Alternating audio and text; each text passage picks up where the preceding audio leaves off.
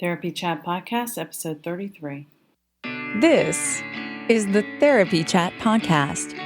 The information shared in this podcast is not a substitute for seeking help from a licensed mental health professional. And now, here's Laura Reagan, LCSWC, with today's episode.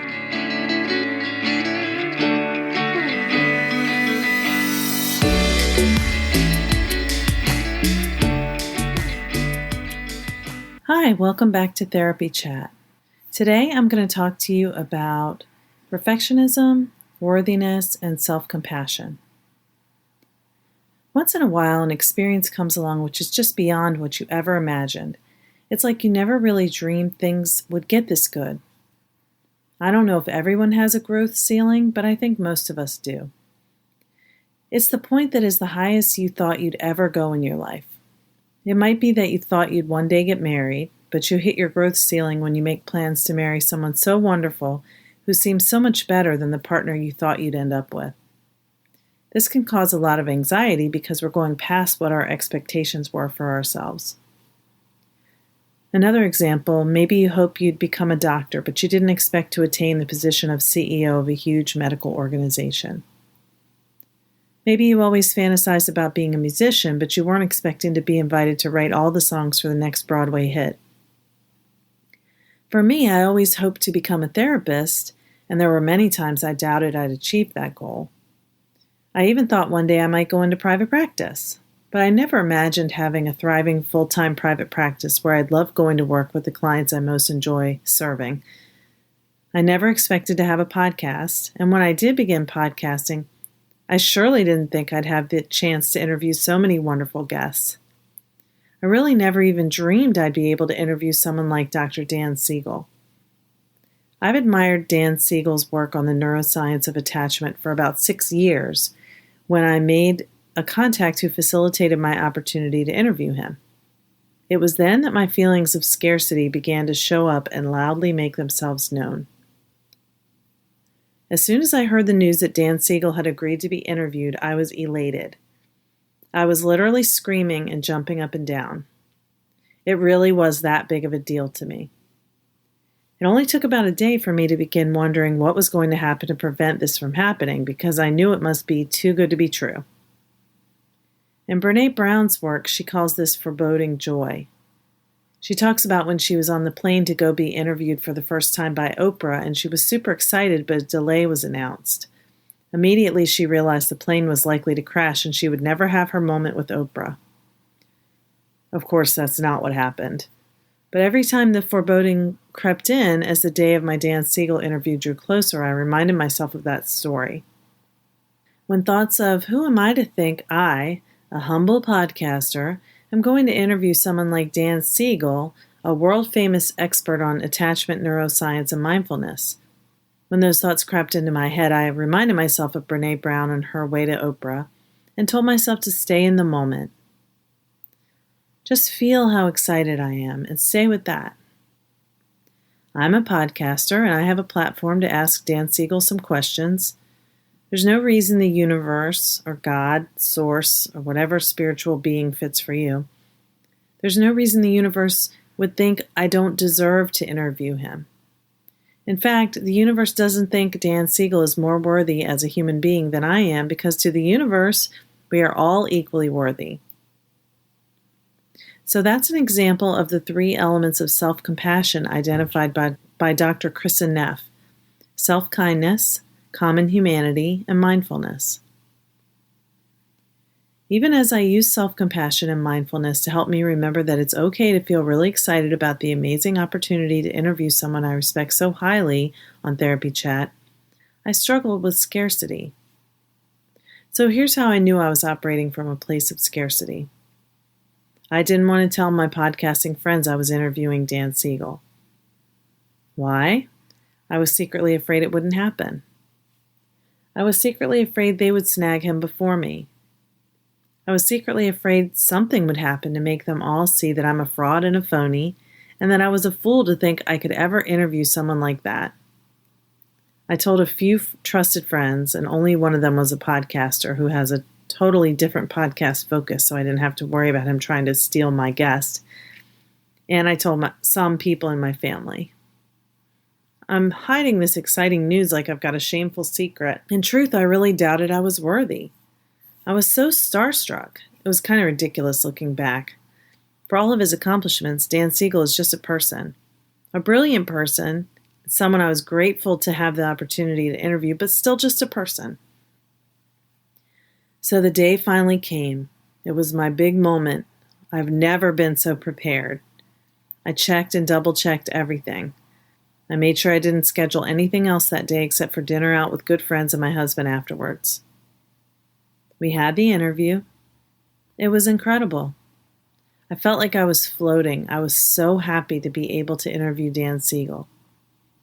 It was a fascinating conversation, and when it was over, I was overwhelmed with joy and gratitude. Immediately, I checked the recording to make sure everything was okay. Now here's where things get ugly. Everything wasn't okay. When I listened to the recording, I only heard my voice. There was no Dan Seigel voice. I actually wondered whether I'd hallucinated the whole thing. And if so, I knew I was really losing it.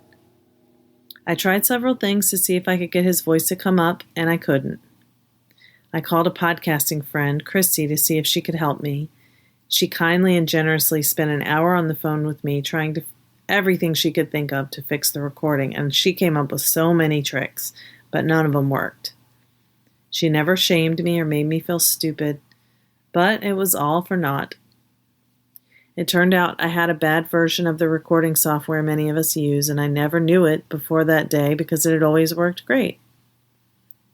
Apparently, after an update, there was a compatibility issue with Skype, which I used to conduct my interviews.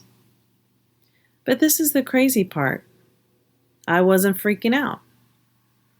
After all that build-up to find out the episode didn't record, I would normally have gone into a shame spiral. I would have been so embarrassed thinking, I knew I was crazy to think this was going to happen for me. I would have felt like I didn't want anyone to know what happened. I would have wanted to hide. But strangely, I didn't feel that way. Even though it didn't record, the thoughts and feelings that made up about 95% of my conscious awareness were, wow, I just had an amazing discussion with Dan Seigel. How lucky am I that I got to have that beautiful conversation? I even thought, how can I be upset? I just got to spend an hour having a personal conversation with Dan Seigel that I will never forget. I'm considering the nature of consciousness and the universe. Of course, I immediately reached out to his assistant, apologetically explaining there was a technology failure and requesting to re-record if possible. In the past, I would have been so afraid to let him know everything got screwed up and his time was wasted, and I'm sure I would have procrastinated quite a bit on getting in touch. But basically, I felt this time that I just hoped he would agree to re-record, and if he didn't, then it would be okay. Not because I didn't care, but because I was at peace. I can only attribute this sense of calm belief that everything would be okay to my self-compassion practice. I'm not going to pretend that I have this Zen lifestyle in which I meditate daily for an hour and nothing rattles me. But I have been practicing self-compassion through regular meditation since September 2014 when I learned about it at Brene Brown's Daring Way training. If you're interested in doing this, you can find free self-compassion guided meditations on Kristin Neff's website, www.selfcompassion.org. I also highly recommend her book, Self-Compassion, The Proven Power of Being Kind to Yourself. Kristin Neff is a researcher who's done a lot of work on self-compassion. My self-compassion practice saved me. After all of this, I had sent the email to Dan Seigel's assistant, and then I went out to dinner with my husband and our friends, a therapist and her husband who was a college professor. I told them all what happened, and I wasn't that horrified. Now, don't get me wrong, I felt bad that Dan Seigel's time was wasted. But other than that, I was still feeling gratitude and some disbelief that I had such an amazing conversation with him. I just couldn't find myself feeling devastated. And I didn't want to hide. I wasn't ashamed. I wasn't blaming myself. This is different for me. The perfectionist in me would have fallen apart 2 years ago if this happened. It was incredible to observe myself and the difference my self-compassion practices made in my life, and I felt so grateful for that change. What a better way to feel. My sense of worthiness remained intact. I told all of my friends who knew about it what happened. People were shocked, horrified. Several friends said they had tears in their eyes imagining how they'd feel if that happened to them. They felt humiliated and ashamed for me, but I told them they didn't need to worry about it because I was okay. Late that evening, I received a very kind and non-shaming email from Dan Seigel's assistant saying they were very sorry to hear about the technology failure and he was willing to re-record. I was so grateful, and I can't wait for you to hear our interview in episode 34, which will air next week. I even mentioned to Dan Seigel how I felt about it and how mindfulness helped when we re-recorded. I would never have been able to say that to him if I were operating from a place of shame. I would have hoped he'd forgotten and be afraid to mention it. It'd be the elephant in the room. So when you listen to episode 34, you'll hear his reaction. And I'll tell you, I did share with all of my podcasting friends what happened. Even though I hadn't told most of them that I was going to be interviewing Dan Seigel, I pretty much came clean. I said, hey guys, I need to tell you about something that happened that I was so caught up in scarcity, I didn't even want to share with you that I was going to be interviewing Dan Seigel. And guess what? The technology failed and it wasn't recorded. And they were all like, oh my gosh.